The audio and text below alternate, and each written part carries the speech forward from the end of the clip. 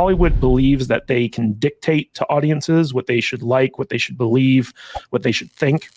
And that's not how reality works. Like, Hollywood is a service industry. They're making a product to be consumed. And so if they don't listen to their customers, they're always going to be disappointed because their customers are eventually going to rebel. And there's this big article in Variety called Toxic Fandom: How Hollywood is Battling Fans Who Are Just Out for Blood, from social media boot camps to superfan focus groups. And this is another like really blatantly propagandistic article that's meant to kind of like spin the idea that it's the fans who are the problem as opposed to the people making the content. One of the things that I really found interesting about this article, guys, I don't know if you saw this when you were reading it, but it completely glosses over the fact that audiences have started rebelling once they started injecting political propaganda into these really famous franchises, Lord of the Rings, Star Wars, Star Trek, all this stuff. Fans didn't care up until the point things got political. And then if they spoke out about it, they were considered toxic. But it's obviously causing enough of a problem, which means that we're winning, by the way. Fans are winning. But it's caused enough of a problem where studios are taking steps to address this thing. So like one of the things is that it says here, those who did talk with Variety all agree that the best defense is to avoid provoking fandoms in the first place. In addition to standard focus group testing, studios will assemble a specialized cluster of superfans to assess possible marketing materials for a major franchise project. Now, keep in mind, this isn't about a group of superfan focus groups that are going to give them feedback on the actual making of the content. It's about the marketing of the content, the positioning. So the content's still going to be as political and shitty as it usually is, but the marketing isn't going to be so offensive to the super fans. And the studio execs say they're very vocal. They will just tell us, if you do that, fans are going to retaliate. These groups have led studios to alter projects. If it's early enough and the movie isn't finished yet, we can make those kinds of changes. Several studio insiders also say that they often put their talent through social media boot camp.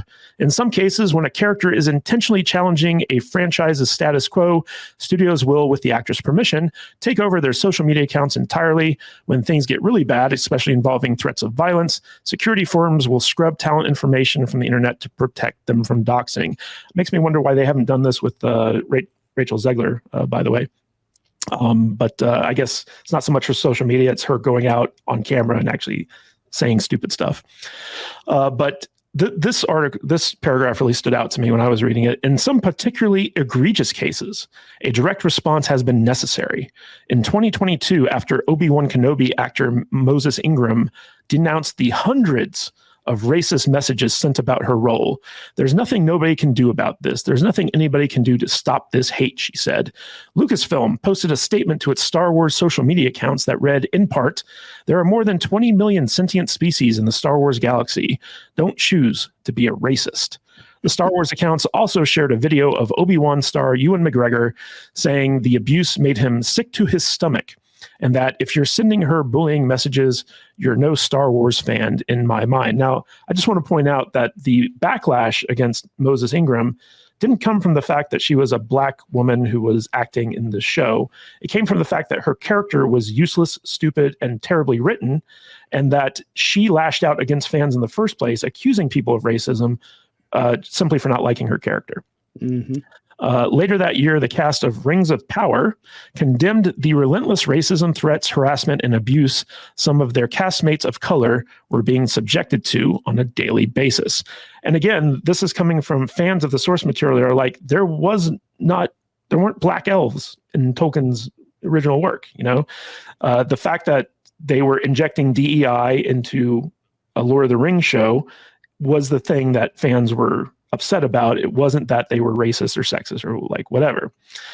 In an August interview with Amazon MGM Studios TV chief Vernon Sanders about Rings of Power, the executive said that the show hadn't experienced the same racist hostility in advance of season 2 that had greeted its 2022 debut. And that's because people stopped watching. Nobody cares about Rings of Power season 2. Not enough to, speak out about it because season 1 proved how shitty it was. There is one other way to handle toxic fans on the internet. Stay off of it. I'm not online, so I'm protected, says frequent Marvel star Elizabeth Olsen. Generally, it's a lot of positive experiences experiences of making kids happy. I ignore all the other stuff. So, guys, again, this is just another long line of articles that we were referencing today that were just so blatantly, spin control, damage control, that it actually made me kind of sick to my stomach to read this article. Mr. Butters, what's your take on the war against toxic fandom by Hollywood?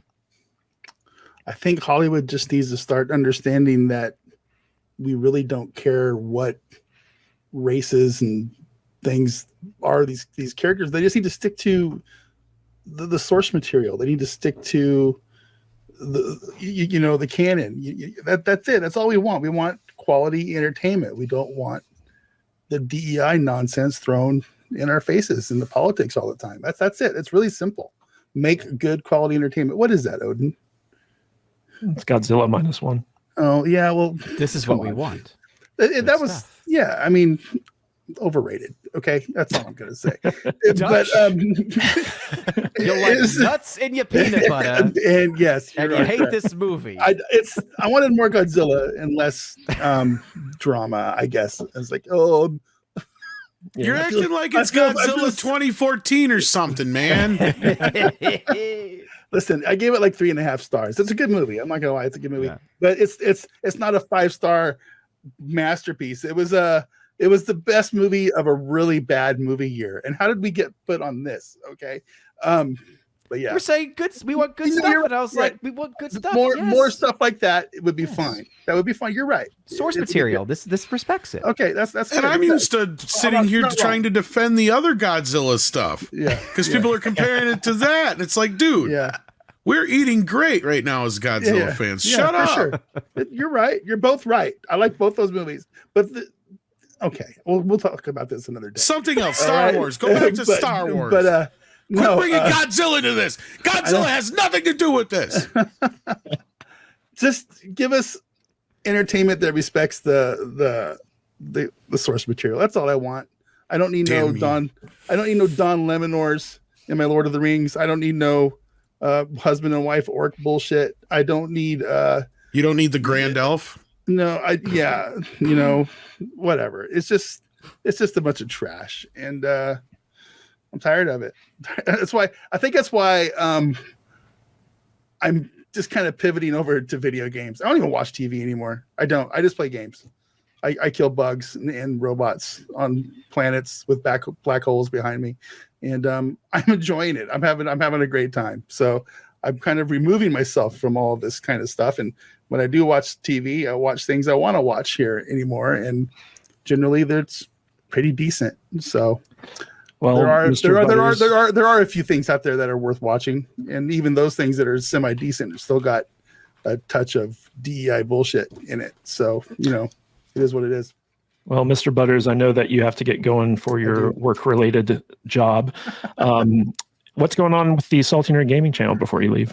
Oh, just we're trudging away over there, and the channel's getting a little bit bigger every day, and we're having a good time doing it. We're doing 2 podcasts a week. We're doing our Helldivers centric Salt Divers podcast on Tuesdays. It's a lot of fun. We have a good time doing that. If you guys are into that game, come join us.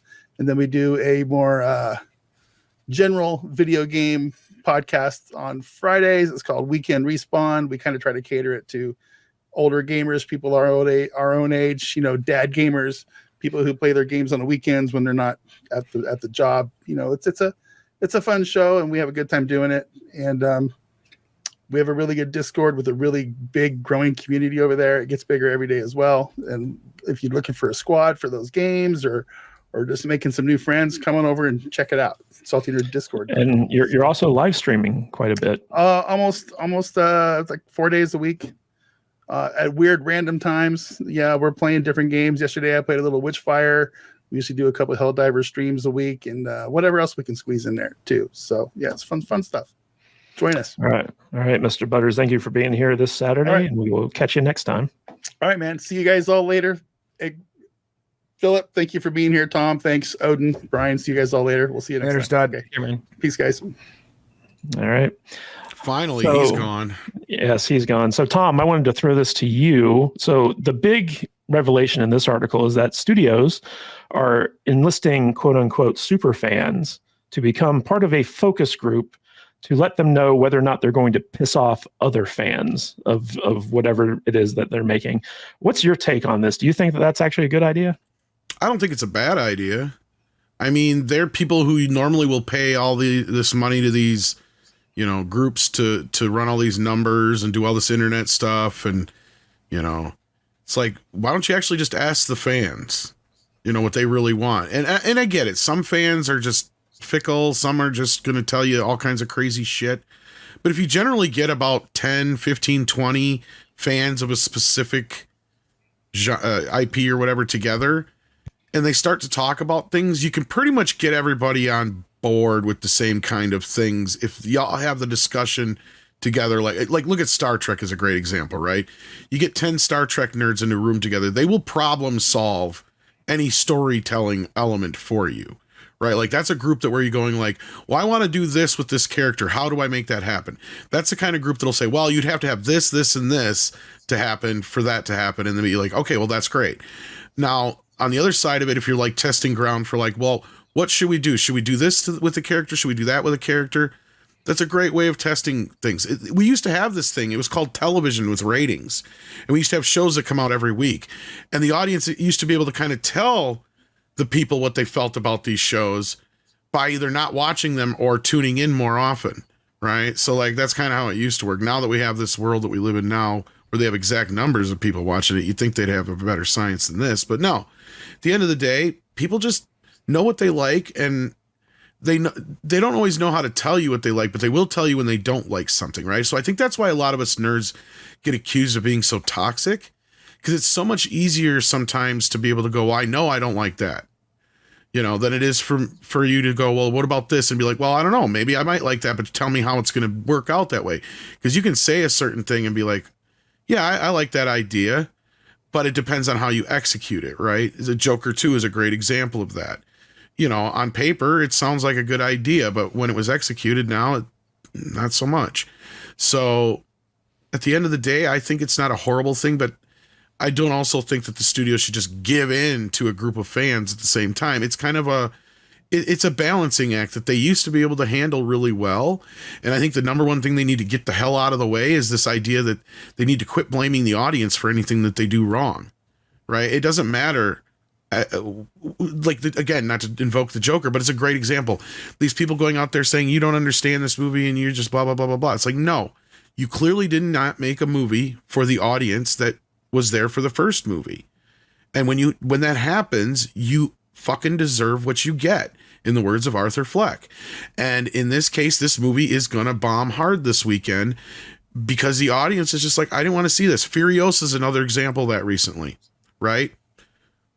Fury Road was a bomb. People forgot that. But through video and other means, people got the idea that people would still be interested in something like this. Yeah, they'd be interested in a Mad Max movie, maybe even a Mad Max movie with Tom Hardy in it. But who the hell gives a shit about Furiosa at the end of the day? We know everything we need to know about Furiosa. There's nothing else you can tell me that's going to surprise me or make me think, God, I'm glad they made Furiosa. You know, and that's the thing is testing groups like that can be even more valuable than any metrics or any of those kind of companies can bring to the table, because you can really get a sense of how the people are going to feel. Like Joker was done without a test screening. I cannot imagine doing a movie nowadays without a test screening, especially considering how easy it is to fix something now compared to the day back in the day when everything was done on film and analog, right? Because it's so much easier now just to throw your actors in front of a green screen and shoot them. You know, you're using digital cameras, so the cost is minimal. You know, I mean, they reshot Flash 3 times. I mean, you'd think they could have showed. That's true. You could have come up with something here, but no, at the end of the day, I think if there was a group of fans that were involved with that movie, it probably would have turned out better. You know, Odin, there's a concept in marketing called post-content analysis, which is basically when somebody puts out a commercial or some type of social media or something like that, there are teams whose only job is to look at how audiences are reacting to it. So they read all the comments, they look for patterns and feedback and figure out, okay, people really responded well to this, they didn't respond so well to that. And then that informs their next round of content creation in terms of advertising. It strikes me as funny that Hollywood hasn't caught on to this quite yet, where it's like, okay, read all the comments on YouTube, read all the comments on social media, look for the patterns, look at what the fans are saying they don't like, look at what the fans are saying they do like, and then adjust accordingly. Why do you think that's so hard for Hollywood to do?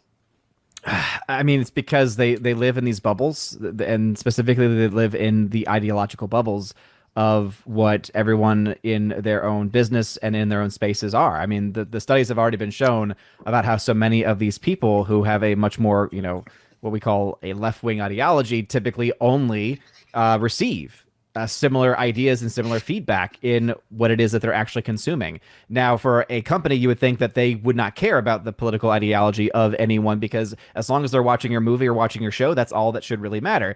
But we also know that these are crazy people who really cannot quite understand the fact that true diversity is diversity of thought and not of some arbitrary thing.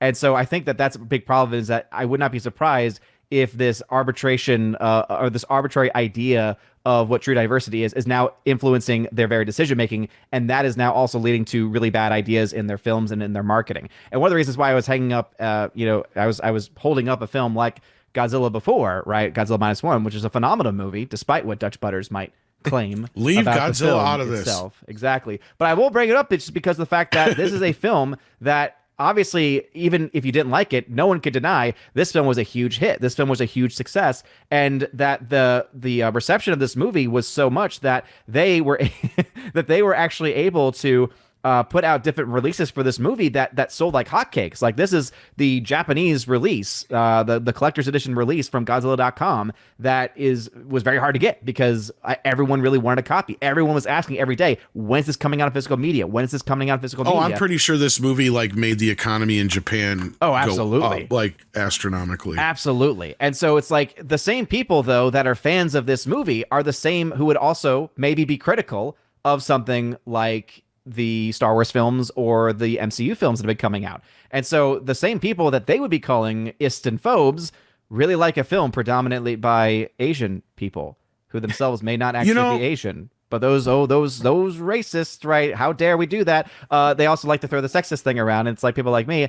I saw this film Cabrini, which I thought was also a phenomenal movie. The main point of it, though, is, in my opinion, that they, again, are so caught up in their own bubbles that they don't quite understand that just because you're critical does not mean that you're an ist or a phobe. You mentioned, like in the article, how there is the talk of what Moses Ingram claims she had in her inbox. Now, I do not deny, are there probably at least a few people in there that were saying some actual racist things? I do not deny it at all, because this is the internet.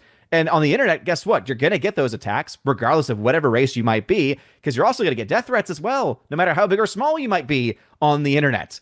And so these are things that happen. They're not good. They should never be excused. But the fact is that this is not exclusive to just you or your race or your gender, because this is something that happens to all different types of persons. And so it's kind of ridiculous that they're going to now say, just because there might be a few people in there, because I also think, just as there were a few people in there saying actual racist things, the most of it, I would imagine, was probably just people being critical of her and her performance, critical of her and the role that she had, which does not automatically then just make it racist. But they would like to think, because now they include things like microaggressions and all this nonsense, talk these days of things that they count as being actual racism, when it actually in reality is not, because they can't live in reality. They can't live in the real world because they are stuck in these ideological bubbles and spaces.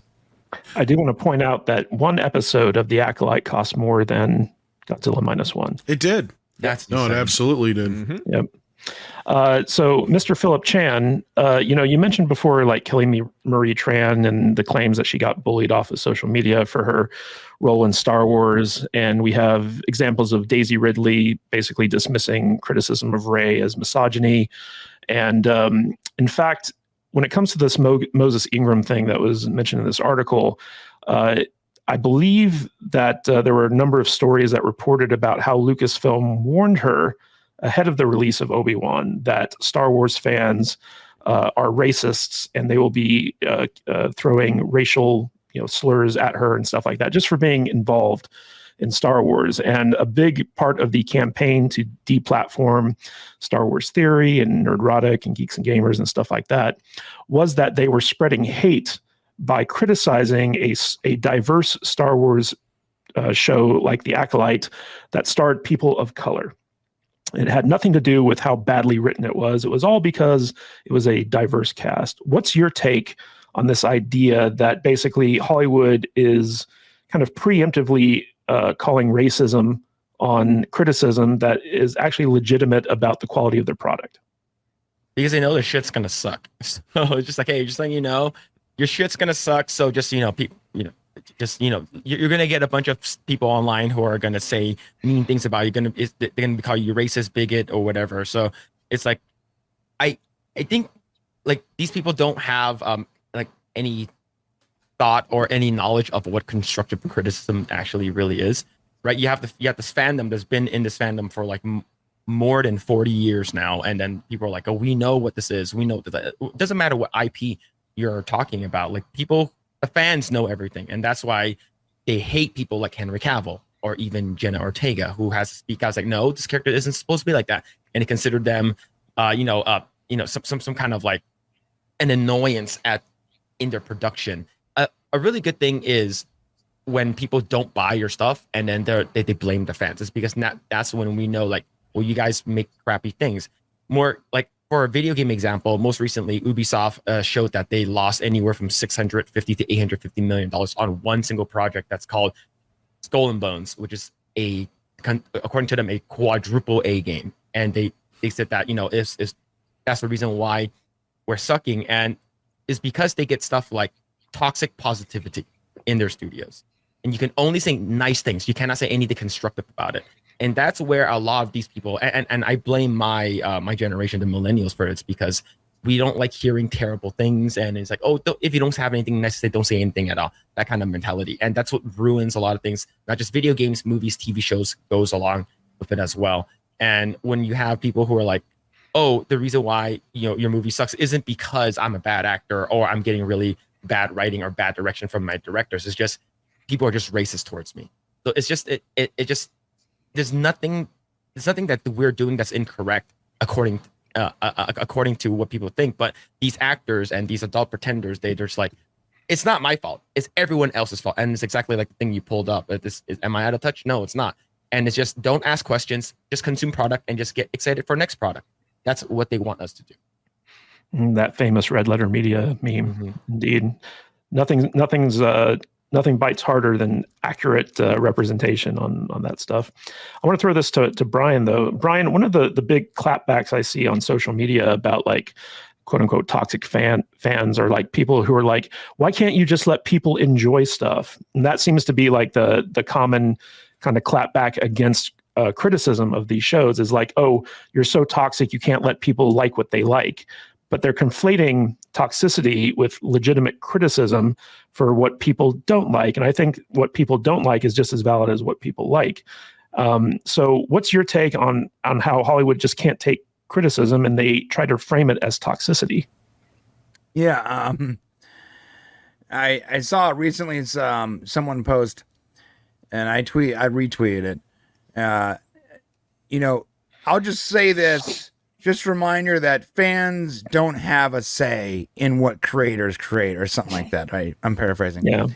And here's the problem with, I think that a lot of these creators are so hyper entitled because they've been taught that way. They've been bred that way, that you're special. You create something that people, digest or consume.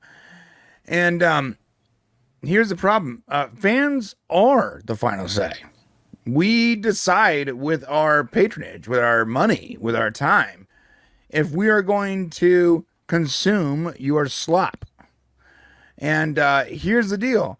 A lot of fans are waking up to the fact that we don't have to consume slop. There's a lot more options. When there were 3 channels on TV and they were all on for 6 hours a day, you had 3 options, 6 hours a day. Now there are thousands of television channels There are millions of online resources.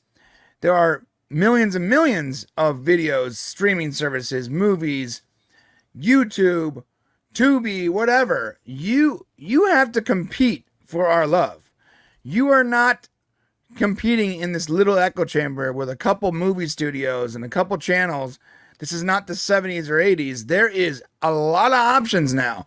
And some of those options are options like us. YouTube channels online that can make content that people want to consume or people want to listen to. Discussions, videos, docuseries, documentaries like mine, and a plethora of amazing content that in a lot of ways are better than the movies that they're based on. So if I have options now, if I have all these options and all these streams of information and entertainment, why do you possibly think that I have to consume your product? I don't. I can just say, I'm good. Which means that your studio won't make money and eventually you'll stop getting work. That's how it works. We are the final say. And if we're the final say, then maybe you should listen to us. Maybe toxic fans aren't the problem. Maybe toxic creators are the problem. Yeah, there's an old saying that says the customer's always right. Correct. Hello? If people want to stay in business, they got to cater to their customers. Yep. Fans are the customers. Fans do get a say in how these famous franchises are run. The final And- say. and the people who ignore them do so to their detriment.